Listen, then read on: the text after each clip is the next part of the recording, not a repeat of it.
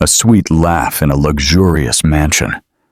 A millionaire husband, manipulated by whispers of deceit, loses all control, his cold hands gripping his wife's throat in the middle of a painting studio, a place that once held family memories. She fights desperately. A choked scream slices through the silence like a knife in the dark. That scene was the climax of vision, ambition, and guilt, leaving everyone paralyzed. What happens next? Tell us in the comments where you're watching from. And don't forget to like and subscribe so you don't miss more stories that go straight to the heart. The Carter family's home shone brightly on the outside, but inside, a silence that cut through the air reigned supreme. In New York, practice for the summer festival was already underway, and the city seemed to smile. Yet in that house, joy had been tucked away for a long time. Eleanor crossed the foyer with a serene step, recalling nights of music and laughter that no longer existed, and wondered at what point her marriage had grown so cold. Her husband, Jack, came home late, left his phone face down on the table, and took 2 bites without looking up. Eleanor suggested they go to the festival together on the weekend, walk through Times Square, and have a drink at sunset. Jack mumbled that he was tired, that he had a board meeting on Monday, that they would see. They finished in silence, and he got up first, as if the table were superfluous. Eleanor calmly tidied up and followed him to the living room, determined to talk without any beating around the bush or accusations. She wanted to remind him that they were still a couple. She told him she missed the unhurried afternoons, the walks by the river, the conversations that used to last until the lights went out. Jack gave a non-committal nod and turned on a lamp. Then Eleanor saw everything. In the most visible spot hung a portrait signed by Clara, the artist about whom comments had lately been arriving at her house, like leaves brought by the wind. Eleanor stood still, asking when he had decided to bring that work and why he had taken down their wedding photo without consulting her. Jack replied that the photograph was safely stored, that art deserved a good place, and that there was no need to be dramatic. Eleanor suppressed the urge to raise her voice and chose a slow, firm approach. She reminded him that this home had been built by the 2 of them, and that deciding together what to display was not a detail. It was respect. Jack repeated that he was tired, that he didn't want to argue, that they would talk another day. She knew that another day would never come if she didn't force it. She looked at the portrait and perceived the unspoken story. She saw scenes without her presence, messages sent at hours that were once theirs, calls that were cut short when she entered the room. She took a deep breath to order her words and asked that he take down the painting until they could talk calmly. Jack shook his head and spoke of prestige, contacts, and invitations. Eleanor understood that it wasn't about taste, but about a declaration. That portrait occupied the symbolic place of their shared history. That gesture turned their marriage into a stage where one person decides and the other observes. To avoid accusations, she changed course and spoke about the weekend. She suggested visiting her parents and stopping by a downtown gallery for an exhibition. She said she felt like walking without an agenda, blending in with the crowd, and celebrating that spring was alive. Jack barely looked at her, promised to think about it, and typed a brief message. Eleanor felt the silence settle between them again like a wall. A while later, he commented on the price of the painting and the value of its author. Eleanor replied that the value of a house is not measured by a canvas, but by what happens inside it. Jack raised his eyebrows with annoyance and ended the conversation with a, "We'll talk later." Eleanor noticed the precipice of useless words and decided not to continue. She said she would go upstairs for a moment and that she would be leaving early the next day. Jack asked if she wanted the car, offered the chauffeur, and she refused with a gesture. She would take the subway. She liked to listen to the city when traveling together, to see hands with market bags, children with balloons, and grandparents arguing about baseball. Before leaving the living room, Eleanor gathered the serenity she had left and calmly insisted again. She asked Jack to put himself in her shoes for a minute. She asked if he really thought it was fair that the face of another woman should occupy the place of their shared memory. Jack, standing by the sofa, held her gaze for an instant and repeated that she shouldn't overreact. "Art," he said, "doesn't need permission." Eleanor collected 2 glasses, took them to the kitchen, and returned to say goodbye. She wasn't looking for a scene. She was looking for clarity. She thought of her mother, of the patience with which she folded blankets, of the way her father always offered coffee twice so that no one was left without a kind gesture. She remembered that family teaches you to talk face to face without humiliation. She decided she would do the same. She went up the hallway and closed her bedroom door to take a deep breath. She looked at herself in the mirror with serene attention. She saw she was tired, but still in charge of her decisions. She took her phone and checked the hours of a gallery downtown. She planned her morning without consulting, ready to follow a straight line. She knew she needed to look into the eyes of the woman who was starting to circulate in her life with a name of her own. She also knew that she had to do it with calm and dignity. She went down for her purse, left a note with a shopping list, and returned to her room. She breathed in the silence of the house and heard a festival song from a distance.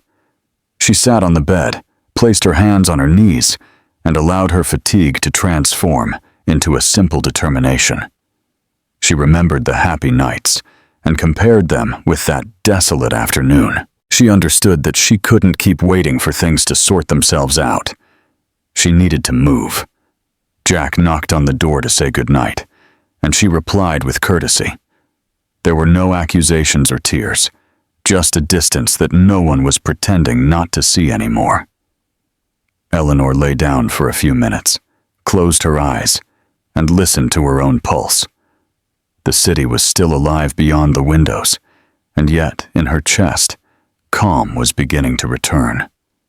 When she stood up again, she put the note in her purse and turned off the light.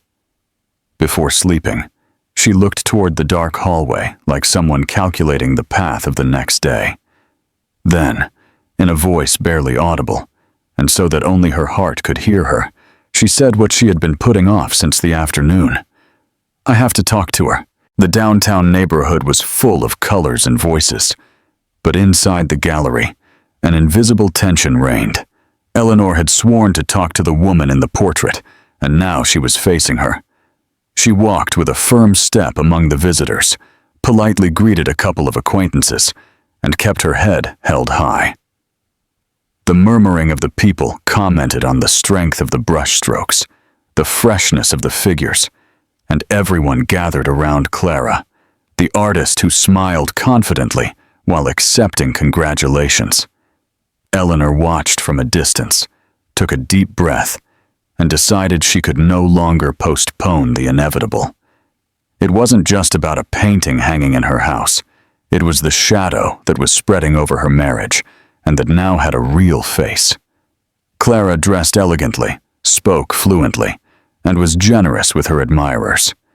To every comment, she responded with a compliment. To every gesture, she responded with a calculated smile. Eleanor waited for the group to clear and approached calmly. She greeted her with a simple, "Good afternoon," without losing her composure. Clara recognized her instantly, though she had never seen her in person. There was something in the way she looked at her that gave away the legitimate wife. The atmosphere tensed without the need for words. One of the gallery's collaborators discreetly withdrew, aware that this conversation was not part of the official program. Eleanor took the initiative. She asked Clara to speak in a quieter corner, and she accepted, feigning naturalness. They went to a side room where minor works hung, with fewer people. There, Standing face to face, the real duel began. Eleanor spoke with clarity. She said she understood perfectly what was happening and that she did not plan to be silent. She asked her to leave Jack alone, not to insist on appearing in their lives as if she had some right. She reminded her that there was a marriage, a history, and a life together that deserved respect. Clara listened without interrupting, tilted her head, and after a few seconds, began to cry softly. The tears surprised Eleanor, but did not confuse her. Clara covered her face with her hands. She mumbled that Jack had abandoned her, that she truly loved him, that she had only been a victim of unfulfilled promises. She spoke in a broken voice, painted a scene of loneliness and helplessness, and managed to get a couple of passing visitors to stop for a few moments. They saw Eleanor in front of a woman who was crying and frowned, interpreting without understanding. Clara knew that every tear was a weapon, and she used them with mastery. Eleanor remained calm. She didn't raise her voice or fall into the trap. She replied that she didn't believe her, that she knew how to recognize a theatrical performance, and that her role as a victim could not hide the reality. Clara smiled through her tears, as if she had gotten what she wanted. With a slight gesture, she attracted the attention of a critic who admired her, and, without saying anything, let the scene speak for itself. Eleanor felt surrounded by an uncomfortable murmur, but she didn't let herself be defeated. She remembered her mother's teaching. Never get into the mud of insults, because the mud always stains both people. So she spoke with serenity, yet with firmness. She said that the truth would come out sooner or later, that what is built on lies does not last.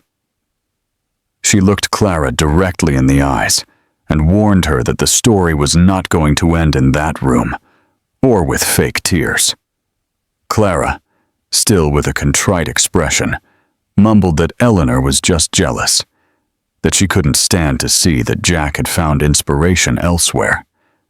That phrase ignited a spark in Eleanor's chest. It wasn't jealousy. It was dignity. It was the defense of a shared life that was being despised with gestures and words. A couple of visitors withdrew when they noticed the tension. Clara, seeing that the scene was losing its audience, changed her strategy. She took a step closer and spoke almost in a whisper. She told Eleanor that Jack needed her, that his career depended on the relationship with her, that there was more at stake than simple feelings. Her eyes shone with ambition disguised as fragility. Eleanor understood that behind the tears was calculation, that everything was a strategy to maintain her position in the artistic and social circle. That certainty gave her strength. Eleanor straightened her shoulders, took a deep breath, and replied that she did not intend to play that game. She reminded her that her marriage was not a contract or a stepping stone for anyone's ambition. Clara was silent for a few seconds, and then changed her expression. The tears disappeared. Her mouth curved into a brief, icy smile. She leaned toward Eleanor, like someone sharing a secret, and told her that no matter what she did, in the end, Jack would choose the place where he felt admired. That phrase was like an invisible blow. Eleanor did not react with anger. She reacted with coldness. She replied that respect is not negotiable, and that she was willing to defend it with her head held high. At that moment, Jack appeared at the door. He didn't enter the room. He stayed at a distance, observing. He saw Clara wiping away tears. He saw Eleanor with a firm expression. He didn't ask anything. He didn't interrupt. But his presence added weight to the scene. Clara turned to him with a pitiful expression. She sought his gaze as someone begging for protection. Eleanor understood the maneuver and knew that the worst was yet to come. The time had come to make a decision. She could not continue to allow another person to dictate the course of her life with lies and manipulations. Eleanor said goodbye with a simple, "Good evening." Her voice did not tremble. Clara watched her walk away, and on her lips appeared another smile, this time of momentary triumph. Before leaving the gallery, Eleanor heard her whisper, so softly that only she heard it. "You'll see who wins this game." The phrase lingered in the air like a dark echo. Eleanor did not respond. She did not turn her head. She walked toward the exit with her heart racing, and the certainty that this battle had only just begun. On the street, the cool night air hit her face. The noise of downtown, with its open bars and people talking on the patios, enveloped her as a reminder that life went on, beyond deceit and fake tears. She clutched her jacket, took a deep breath, and thought about her next move. She couldn't stay silent anymore. The way home was long, not because of the distance, but because of the weight of the decision in her chest. The city wasn't looking at her, but she felt that her steps were marking a different direction. When she got home, the clock was striking midnight. Jack still hadn't returned. Eleanor looked at herself in the foyer mirror and saw she was different. She had faced the woman who intended to take her place and had discovered the real face behind the mask. She went up the stairs with a firm step, got ready for bed, and before closing her eyes, she repeated to herself in silence that it wasn't over. The battle for her dignity and for the truth was just beginning, and she was ready to fight it with calm, with serenity, and with all the strength of her family behind her. The afternoon in Jack's studio smelled of fresh paint and betrayal. Clara's words still resonated in Eleanor's mind, more as a warning than a threat. From the downtown gallery, she had returned with a racing heart and a bitter certainty. The woman in the portrait not only wanted the place of a wife, she wanted to destroy her little by little. Eleanor decided that tonight she would confront Jack. She went up the stairs with a firm step, found him in the studio reviewing some sketches, and took a deep breath before entering. It was not the time for evasion. She had to speak, even if her voice broke in the middle of the storm. Jack was standing, arms crossed, feigning calm. There was a tension in his eyes that gave him away, as if he had been arguing with himself for hours. Eleanor greeted him in a neutral tone and immediately asked why he had hung Clara's portrait in the living room. Jack replied coldly, saying it was a work of value that it made no sense to be dramatic about. Eleanor insisted, reminding him of their years of marriage, the shared sacrifices, the life they built together. She said that the portrait was not innocent art, but a symbol of contempt. Jack interrupted her with a brusque gesture. He repeated that he was tired of accusations, and that she didn't understand what it meant to move in certain circles. At that moment, Clara appeared, with the excuse of delivering some forgotten brushes. She greeted them with a sweet voice, feigning surprise to see Eleanor there. She approached slowly, and suddenly, as in a calculated play, she began to cry. She mumbled that she had only come to help, that she didn't want problems, that she was the one who suffered in silence.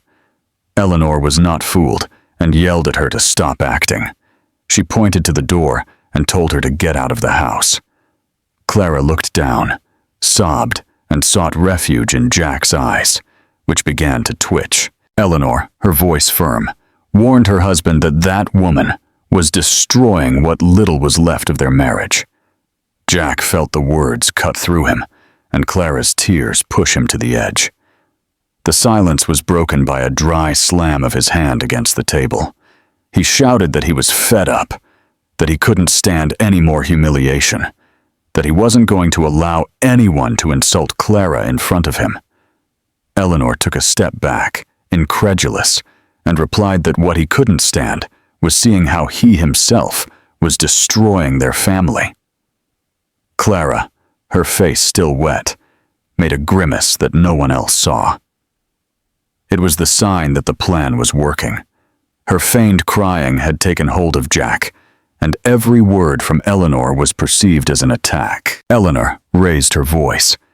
She demanded that Jack choose between his marriage or that farce. And then, everything exploded. Jack advanced toward her with his fists clenched. Eleanor did not retreat. She looked him directly in the eyes. The moment seemed suspended until he grabbed her by the neck with violence. He squeezed with a blind fury, without measuring his strength, without listening to reason. Eleanor tried to free herself. Her hand sought to push him away while she lacked air. Her face turned red, her eyes filled with involuntary tears. The scene was brutal, an outburst of anger contained for months.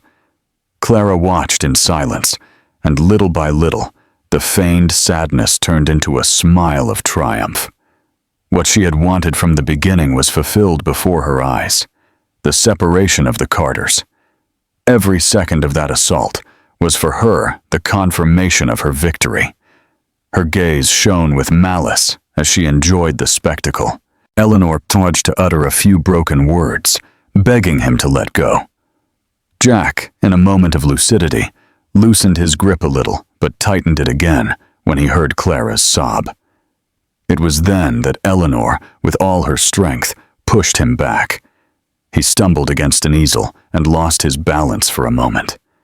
Eleanor's breathing was ragged. Her hands trembled, but her voice came out with a clarity that cut through the silence. She told him she would never allow him to treat her like that again, that what he had done was unforgivable. The echo of her words resonated in the studio. Jack stood still for a few seconds, unable to process what had just happened. The fury transformed into fear. Fear of what he had done and what he could lose. He looked at Clara for comfort, but all he received was a cruel smile. Clara did not hug him, did not stop him. She only enjoyed the result.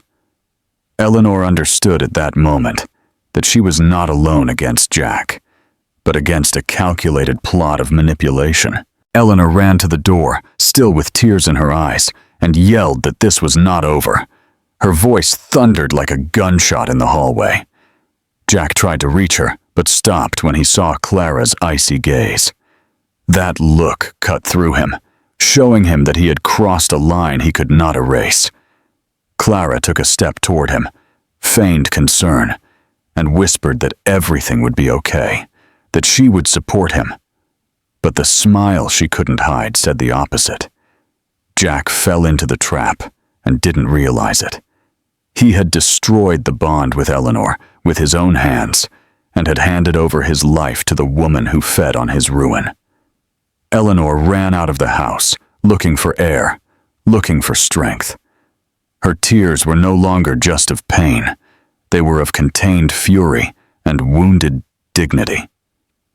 Every step took her further away from the studio and from the scene she never imagined she would live through.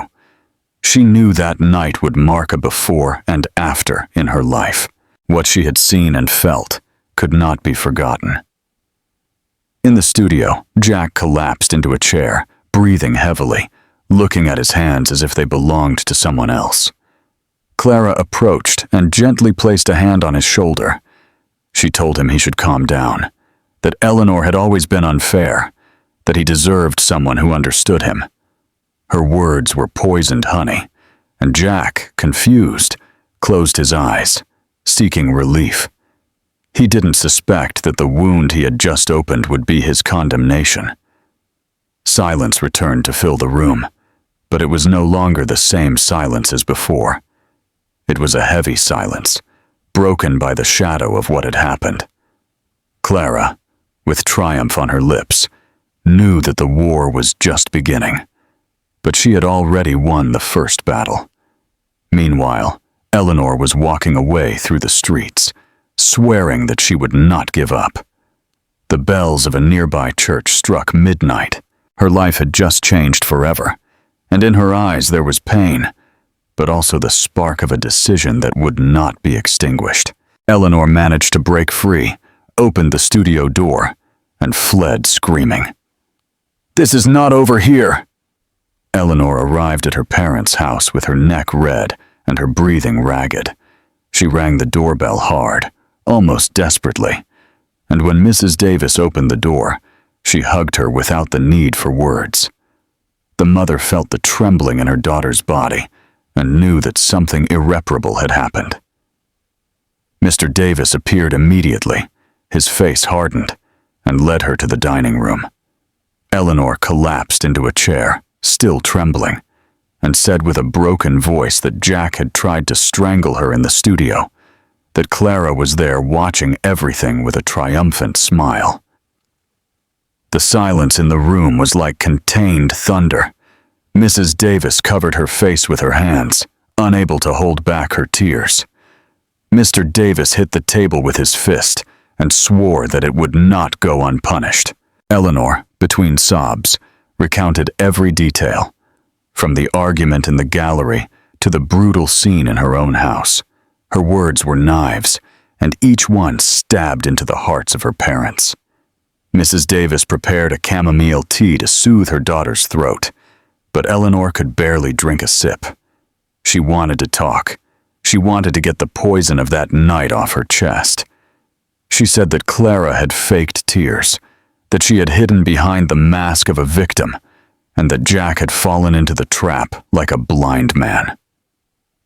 The most painful thing was remembering the moment he squeezed her neck with his hands. She said that in his eyes there was no love or doubt, only rage. Mrs. Davis cried in silence, caressing her hand, repeating that she was alive, that that was what was important. Mr. Davis, standing in front of the window, breathed like a bull preparing to charge. He said that Jack had crossed a line, that no business, no prestige could justify such brutality. Eleanor tried to justify herself, saying that she had yelled, that she had asked for explanations, but that at no point did she deserve that violence. She wanted to make it clear that she was not a passive victim, that she had resisted, and that in the end, she had managed to push him away and escape. Mr. Davis looked at her with pride, but also with impotence. He said that the most dangerous thing was not the physical blow, but Clara's smile, watching the spectacle. That detail made the air feel heavier. Mrs. Davis repeated that dignity could not be lost, that even if Jack crawled back later begging for forgiveness, the marks on Eleanor's neck were indelible proof. The conversation became more tense when Eleanor mentioned the message Jack had sent her minutes later. It said he was sorry, that he only wanted peace, that it had all been a misunderstanding caused by Clara's hysteria. Mr. Davis demanded to see the phone. Upon reading it, he threw the newspaper on the table and exclaimed that those words were pure cowardice, that peace is not asked for after squeezing a wife's neck. Mrs. Davis, more compassionate, said that perhaps it was a first step, but Eleanor interrupted and assured them that she would not reply. She said she no longer trusted his repentance, that every apology was a chain that tied her more to a hell. Mrs. Davis suggested waiting until the next day and meeting at a classic New York cafe with an old family friend who was a journalist, someone who knew the truth of social circles and could give advice. Eleanor accepted, although her heart was still on fire. She knew she needed outside help to face Jack and Clara's power and manipulation. Mr. Davis nodded gravely and said that, in the meantime, his daughter would not return to that house. Eleanor hugged her parents and felt, for the first time in hours, a small haven of security. The night advanced slowly. Eleanor relived the scene over and over, each time more convinced that Clara had planned everything. She told them how the woman had feigned weakness, how she had sought Jack's gaze at the exact moment, how she had enjoyed it when he lost control. Mrs. Davis sobbed upon hearing that word. Plan. Mr. Davis murmured that turned Clara into a declared enemy, more dangerous than any business adversary. Eleanor stood up and looked at herself in the dining room mirror. The reflection showed a woman with a marked neck, but with eyes alight. She said aloud that she didn't want revenge. She wanted justice, and that if Jack wanted to show repentance, he would have to break up with Clara and take that portrait out of the living room. Mr. Davis applauded his daughter's clarity. He said that a woman who knows what she demands has already won half the battle. Mrs. Davis hugged her, proud of her integrity. The tension returned when Mr. Davis asked Eleanor to describe again how Jack had put his hands on her neck. Eleanor obeyed with pauses, each word loaded with pain. Mr. Davis clenched his jaw and slammed the table with an open palm. He swore that Jack would have to answer, that no family name or wealth would protect him. Mrs. Davis begged him not to lose his head, that justice should be sought with intelligence, not with impulses. Eleanor, in tears, asked her father not to act that very night. She said she was safe, and that the important thing was to think through every step. Finally, Eleanor went up to the guest room. She looked at herself in the mirror and recognized a new version of herself, marked by pain, but also by determination. She remembered her childhood days, family dinners, advice on patience and dignity. She understood that what she now carried in her chest was not pure rage. It was a memory of what she deserved and what she would never accept again. She went down again to hug her father and said, "Thank you," in a firm voice. He replied that a family name is worth nothing if it doesn't defend people. That night, as she lay down with the light on, Eleanor closed her eyes and whispered through tears that she no longer knew the man she had married. Her broken voice resonated in the darkness, making it clear that the war had only just begun. The dawn arrived with the cold air that did not clear the tension of the previous night. Eleanor got up early at her parents' house and dressed soberly. Mrs. Davis made her some light coffee and reminded her that calm would be her best weapon. Mr. Davis insisted on accompanying her to the cafe, where an old family friend, a journalist seasoned in the secrets of New York society, was waiting for them. Eleanor accepted, aware that she needed guidance and also witnesses to her truth. As she left the house, she took a deep breath. She had the feeling that every step toward that cafe was a step toward a greater battle. The cafe was buzzing with conversations and gatherings. The waiters greeted Mr. Davis with respect, and at a table apart, Mark, a family friend and journalist, who had uncovered more than one scandal in business circles, was waiting. Eleanor greeted him politely, but wasted no time in going around. She told him what had happened in Jack's studio, how Clara had faked tears, how Jack had assaulted her in front of his mistress. Eleanor's voice remained firm, although her hands were still trembling. Mark listened in silence, taking mental notes, and in the end, he bowed his head. He said that her story was not just a personal drama, but also a trap that someone was setting with precision. Mark asked for details about Clara, her connections, her presence in galleries and cocktails. Eleanor explained what she knew. She mentioned the triumphant smile she had seen on her face and the way she manipulated the gazes of others. Mr. Davis intervened harshly, assuring them that all of that was part of a plan to sink the Carter's family, and that what had happened in the studio was the clearest proof. Mrs. Davis, more serene, asked them to think about the strategy carefully, because a false step could turn against them. Mark agreed. He said that Clara was not acting alone, that she had support in certain art circles, and that it was most likely that she would use her story to gain sympathy. Eleanor felt that the weight of the truth was getting heavier, but also that she was no longer alone. She told Mark about Jack's message, that empty apology in which he asked for peace as if nothing had happened. The journalist laughed bitterly. He said that Jack's words were a poorly written script, a confession disguised as calm. Mr. Davis clenched his fists and swore that that man would not lay a finger on his daughter again. Mark, pragmatic, asked for patience. He explained that the most important thing was not to let Clara write the narrative. If they remained silent, the other side would occupy all the space. Eleanor then understood that her silence could become her worst enemy. She confessed that she felt ashamed, that she didn't want her life to become a spectacle, but that she also couldn't bear to see Clara play the victim in front of everyone. Mark looked her directly in the eyes and assured her that dignity is also defended by telling the truth, even if it hurts. Mrs. Davis supported that idea, reminding her daughter that hiding only protects the guilty. Eleanor took a deep breath and decided that she would speak, that her voice would be clear and unadorned. At that moment, an acquaintance entered the cafe and greeted Mr. Davis. He approached with curiosity, asking if it was true what he had heard about an argument at the Carter's house. Eleanor tensed. She didn't want rumors, but she understood that they were already circulating. Mark intervened and masterfully deflected the conversation, but the scene served to confirm that the story was escaping their control.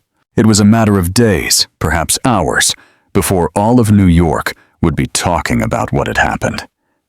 Mark proposed that they prepare a clear story before the gossip multiplied. He suggested that Eleanor give her version privately to trusted people, that she should appear firm but not vengeful.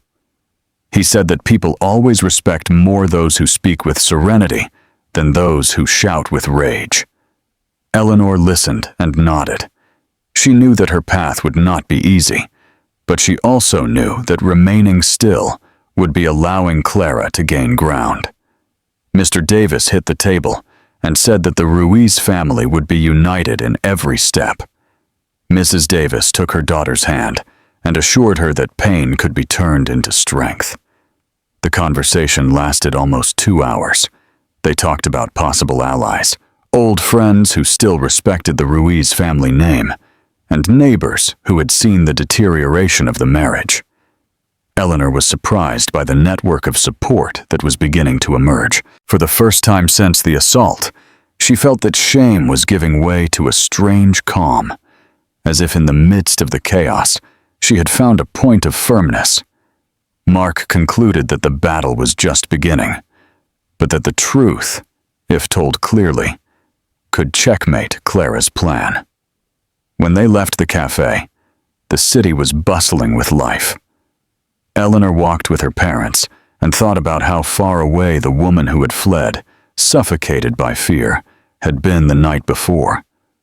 Now, although still hurt, she felt capable of facing whatever came. Mr. Davis asked her if she was prepared for the stares, for the malicious comments. Eleanor replied yes, that she would not let herself be broken. Mrs. Davis smiled with pride and said that the strength of a family is measured in these moments. On the way home, Eleanor locked herself in her room for a moment and looked in the mirror. She saw her tired face, the light marks on her neck, but also the eyes of someone who had decided to resist. She whispered to herself that she would not allow Clara to write the story.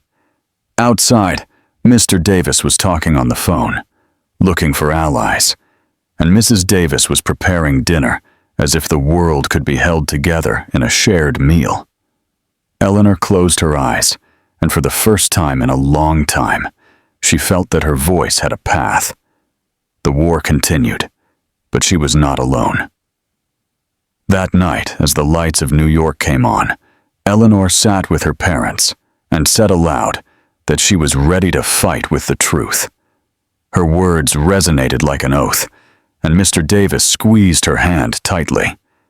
Mrs. Davis, with contained tears, said that this was the beginning of a new stage. Eleanor looked out the window and thought of Jack and Clara, but not with fear, but with the clarity of someone who has decided not to be silent anymore. Jack woke up with a knot in his stomach. He had barely slept, tormented by the image of Eleanor escaping from the studio with tears in her eyes and her breathing ragged. Clara had stayed with him until late, whispering that it was all his wife's hysteria, that he had a right to defend himself, that he should free himself from that burden to be truly free. However, in the silence of the morning, those words turned into knives. His conscience returned the echo of what he had done and confronted him with an uncomfortable truth. He had crossed a line from which there was no return. He decided to go to Clara's gallery with the intention of clearing his thoughts. He found her smiling, talking to a foreign art dealer, as if nothing had happened the night before. Jack took her to a corner and asked for an explanation. He wanted to know why she had faked tears in front of Eleanor, why she had provoked the argument. Clara feigned surprise and denied it with a broken voice, but a flicker of arrogance shone in her eyes. She told him that she did everything for him, that Eleanor would never support him like she did, that the art world needed a muse capable of giving him prestige and visibility. Jack hesitated, but the memory of Clara's smile while he lost control made him tremble. That same day, he received a call that hit him like a hammer. A partner warned him that rumors were circulating about a violent altercation at his house, that someone had seen Eleanor enter her parents' house with marks on her neck, that the press was starting to snoop. Jack was paralyzed. He remembered Mark, the journalist friend of the Ruiz family, and understood that Eleanor's version was beginning to make its way. Fury mixed with fear. If the story became public, his reputation and his businesses could fall apart.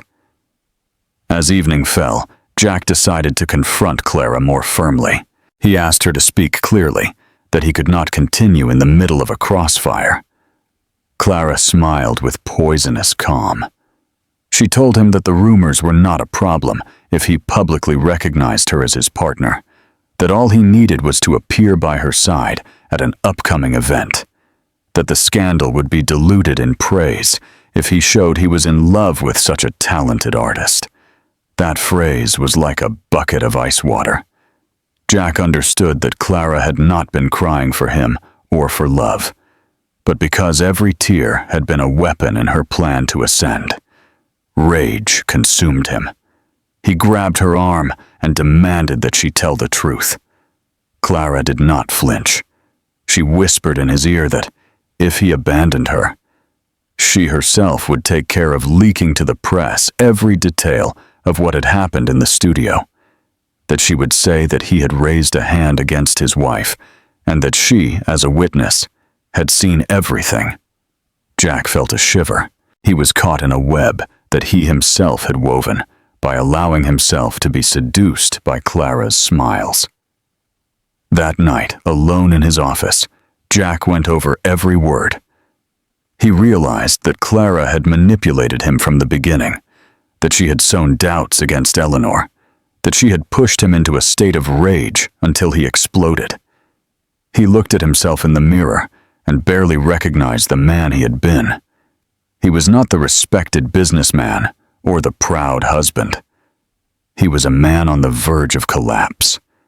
He thought of Eleanor, of the years they had shared, of the trust he had destroyed, and he felt for the first time a deep fear of losing everything, not just his prestige, but the only person who had ever truly supported him. The next morning, Jack received an unexpected visit.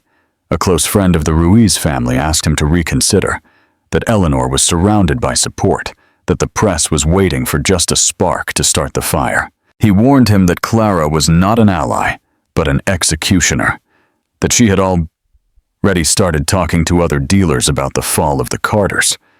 Jack swallowed hard and understood that the rumors were not mere echoes. They were knives aimed at his heart and his family name. Jack looked for Clara one last time. He found her at a cocktail party, laughing loudly, surrounded by admirers. When she saw him, she feigned tenderness and approached him with her usual smile. He, his voice harsh, told her that he knew everything, that he had discovered her game. Clara did not bother to deny it. She replied that life belongs to those who know how to take advantage of opportunities, that Eleanor was weak, and that he needed someone who knew how to pull strings in the shadows. Jack, his face distorted, understood that the woman he had presented as inspiration was, in reality, the architect of his ruin. Upon returning home, the emptiness became unbearable. Jack fell to his knees in his office and pounded the floor with his fists. The echo of his breathing was the only sound in the room. For the first time in years, he did not think about business or prestige. He thought about the word forgiveness. He remembered Eleanor's gaze before she escaped, a mixture of fear and dignity, and he knew that image would haunt him forever. At that moment, his mobile vibrated with a new message from Clara. It said that his time was running out, that he had to choose either her, with all that implied, or the public scandal that would sink him. Jack looked at the screen with trembling hands and understood that he was facing the most brutal truth. He had been a pawn in a game he never understood. Jack collapsed on the sofa, defeated. The weight of his mistake was crushing him. He closed his eyes and mumbled that he had lost his way, that Clara had manipulated him, that Eleanor had been right from the beginning. The confession did not change anything, but it marked the beginning of his downfall. Outside, the city continued with its usual noise, but inside that house, a deadly silence had settled. Jack, his voice subdued, acknowledged that he was losing everything he once thought was his. In the gloom of the night, while the phone vibrated with insistence, Jack whispered to himself, "I have fallen into Clara's trap, and maybe there is no way out." Eleanor woke up in her parents' house with a weight on her chest that wouldn't let her breathe. She knew that rumors were already circulating throughout New York. She knew that Clara was pulling her strings, and that Jack, in his silence, was allowing the lie to spread like wildfire. During breakfast, Mr. Davis told her in a grave voice that several partners had called, asking about what had happened. Mrs. Davis, more worried, looked into her eyes and warned her that the story would soon become public and that she had to decide whether to remain silent or speak out. Eleanor understood that she could no longer hide. The pain in her neck was still visible, but her greatest wound was in her soul, in her betrayed pride. That same day, Mark, the family's journalist friend, showed up with a folder full of documents. He had obtained evidence that Clara had manipulated contracts and falsified data in the gallery to appropriate money and contacts. He explained that she was not only an ambitious woman, but also a fraud who used art as a cover. Eleanor listened to him carefully and understood that this was the missing piece. It was not just about clearing her name, but about completely unmasking Clara. Mr. Davis suggested taking the evidence to court immediately. Eleanor, more cautious, said that they must first ensure that the media received the information at the same time. The truth had to explode with such force that no one could cover it up. In the afternoon, Jack appeared at the Davises' house, defeated, with a lost look. He asked to speak with Eleanor again. Mr. Davis refused at first, but she accepted, on the condition that the conversation be brief and without shouting. They locked themselves in the living room, and the silence was unbearable. Jack tried to apologize. He said he was sorry, that Clara had manipulated him, that he didn't know when he had lost control. Eleanor listened to him coldly. When he finished, she told him that his repentance was late, that his actions had left scars that no apology could erase. Jack broke down in tears, begging for an opportunity to make amends. Eleanor remained firm. She told him that if he wanted to redeem himself, he would have to publicly break up with Clara and hand over all the evidence of her complicity. While that conversation was happening, Clara was preparing for her final blow. She called the press to announce a major international exhibition, and presented herself as the persecuted artist who had survived the jealous rages of Jack's wife. Her speech was dramatic, calculated, full of phrases designed to generate pity. But what she didn't expect was that. Just as the cameras were focusing on her, the documents that Mark had prepared began to circulate on the journalist's mobile phones. Falsified contracts, emails where she admitted to manipulating Jack, even messages in which she mocked the naivete of art dealers. The room turned into chaos. Clara tried to yell that it was a setup, but the evidence was too clear. Eleanor received the news at home from Mark, who came running with his phone in his hand. The smile on his face was the confirmation that the plan had worked. Mr. Davis hugged his daughter tightly, saying that the truth, although late, always wins. Mrs. Davis cried in silence, grateful that her daughter's honor was beginning to be restored. Eleanor, however, did not celebrate. She knew that the battle was not completely won. Clara still had allies, and Jack still had to decide whose side he was on. At dusk, Jack returned. This time he brought a folder of his own. He handed it to Eleanor and told her that in it were all the emails, contracts, and movements in which he had participated under pressure from Clara. His voice was weak, almost broken. He admitted that he had fallen into the trap out of weakness and ambition. Eleanor looked at him intently. In a long silence, she evaluated whether there was still any humanity left in that man. Finally, she told him that those proofs would serve their purpose, but that his forgiveness was not at stake. What was at stake was justice. That night, the news spoke of Clara's fall. The headlines no longer spoke of a victim artist, but of a manipulator exposed. Society was divided between morbid curiosity and indignation. Jack became another spectator of the collapse that he himself had helped to provoke. Eleanor, on the other hand, was transformed into the voice of resistance. Her interview, added to the evidence, had placed her as a symbol of courage in the midst of a world of lies. Before going to sleep, Eleanor went out onto the balcony of her parents' house. She looked at the illuminated New York sky and remembered every moment of pain, every tear, every silence. She understood that she had survived not only because of her strength, but because of the unity of her family and the truth she had dared to tell. She closed her eyes and promised that the next step would be to ensure that neither Clara nor anyone else could destroy another person's dignity so easily. In the gloom of the night, with the echo of the city in the distance, Eleanor whispered to herself that the war was not over yet. The trial was yet to come. She still had to face those who had wanted to destroy her. But one thing was certain. Fear no longer had a place in her heart. Eleanor woke up the day of the trial with a calm that surprised her. She had spent weeks of storms, interviews, rumors, sleepless nights. But looking at herself in the mirror, she saw that she was firm. She knew that this day would not only decide the fate of Clara and Jack, but also her own. Mr. Davis and Mrs. Davis accompanied her to the courthouse, holding her arm with the pride of those who know that truth is stronger than any lie. The room was packed with journalists, businessmen, and curious onlookers.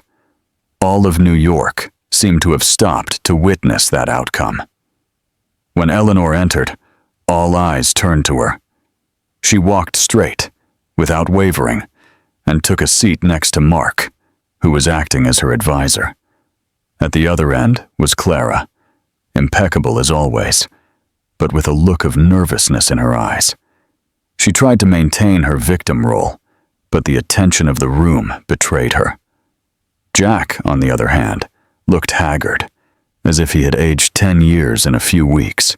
He had decided to testify and present himself as a collaborator, a late attempt to redeem himself in the eyes of everyone. The prosecutor opened the hearing by recounting the facts.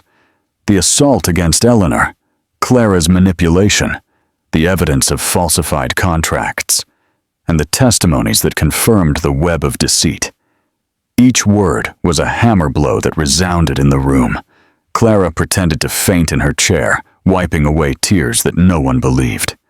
Eleanor, her gaze fixed, listened to every detail as if they were scars turned into sentences. The time came to testify. Eleanor stood up with a firm step and stood before the judge. She recounted what had happened in the studio that night. The argument, Clara's feigned crying, Jack's rage, his hand squeezing her neck, the mistress's triumphant smile. Her words were clear, serene, but loaded with a truth that shook everyone. There were no screams or dramatics, just the strength of someone who was no longer afraid. When she finished, the room fell silent, and even the journalists forgot to take notes for a few seconds. Clara asked to intervene. In a trembling voice, she accused Eleanor of making it all up, of being a jealous and vengeful woman. She said that the documents presented were manipulations, that she was only seeking love and recognition. But when the prosecutor showed the emails in which she boasted of manipulating Jack and destroying the marriage, her mask cracked. She tried to deny it, but the evidence was so overwhelming that even her own lawyers looked down. The most dramatic moment came when Jack took the stand. His voice was weak, filled with remorse. He admitted that he had lost control, that Clara had manipulated him, and that he, blinded by ambition and desire, had betrayed his wife. He said that his mistake would haunt him for life, and that he deserved the social condemnation he was already suffering. Eleanor looked at him in silence. She felt no compassion or anger, only the certainty that that man was no longer part of her life. The room erupted in murmurs. The judge called for order and, after hearing from the parties, concluded the testimonies. The verdict would be announced the next day, but the atmosphere was already charged with a truth that was impossible to hide. Clara had been unmasked before everyone. Jack was sinking in his own guilt, and Eleanor was emerging as a symbol of dignity. Upon leaving the courthouse, a crowd was waiting for her. Some journalists shouted her name, others asked for photos. Eleanor raised her hand with serenity and declared that her fight was not personal, but for all the women who had ever been silenced. Her words spread like wildfire. New York spoke of her that night, not as a victim, but as an example. In the privacy of her home, Eleanor sat with her parents. Mrs. Davis caressed her face and said that she had shown a strength that even they had not imagined. Mr. Davis, with moist eyes, confessed that he had never been so proud. Mark toasted with them with a glass of wine and assured them that what had happened would mark a before and after. Eleanor smiled for the first time in weeks, not because of the victory itself, but because she had recovered what she thought was lost: inner peace. The next morning, the judge delivered the sentence. Clara was found guilty of fraud, manipulation, and falsification. Jack was publicly reprimanded, forced to take responsibility, and removed from his corporate positions. The room erupted in contained applause, and Eleanor, with tears in her eyes, breathed a sigh of relief. It wasn't revenge. It was justice. That night, Eleanor walked alone through Times Square. The lights illuminated the cobblestone pavement, and the city buzzed with its usual hustle and bustle. For the first time in a long time, she felt that she could look to the future without fear. She remembered the words she had repeated to herself so many times: "The truth always endures." She looked up at the starry sky and swore that she would never let pain chain her again. She had survived, she had fought, and she had won. With a firm step, she walked away through the crowd, leaving behind the shadow of Jack and Clara. The story had ended, but in her heart, a new stage was opening. Eleanor had reclaimed her life, and above all, she had shown that the strength of a united family and personal dignity could tear down any empire built on lies. In the memory of those who heard this story, the image of a woman who walked through the darkness to reclaim her voice remains. It was not the roar of the headlines or the public downfall of the guilty that marked the end, but the serenity with which she chose to walk forward, accompanied by the quiet strength of her family. The echo of that trial was not just a social episode. It was the confirmation that even in the most bitter moments, dignity can be reborn when the heart is held by true love. The lesson that emerges is clear. No one can erase the pain of the past, but it is possible to transform it into a new opportunity to reconcile with oneself and with others. Forgiveness does not always mean forgetting, but learning to live with scars that remind us where we came from and where we do not want to return. Like the bells that ring every afternoon in Times Square, reminding us of the continuity of time, life always offers second chances to those who know how to listen to them with humility. The family, in its daily simplicity, becomes the most solid refuge against the storm. And love, when defended with courage, illuminates even the darkest corners. Perhaps now, while each of us thinks about the affections that surround us, it is worth stopping for a moment, looking into the eyes of those who accompany us, recognizing their small gestures, valuing the calm of a shared conversation, or the knowing silence of any afternoon. Because in the end, true wealth is not measured in power or prestige, but in the certainty of having a home to return to. If this story has awakened any emotion or memory in you, share it with those you hold dear, because in that transmission, the flame of a community that learns from its own experiences is lit. And so, like a candle lit in the gloom, love and family unity will continue to be a beacon and comfort on the journey of our lives.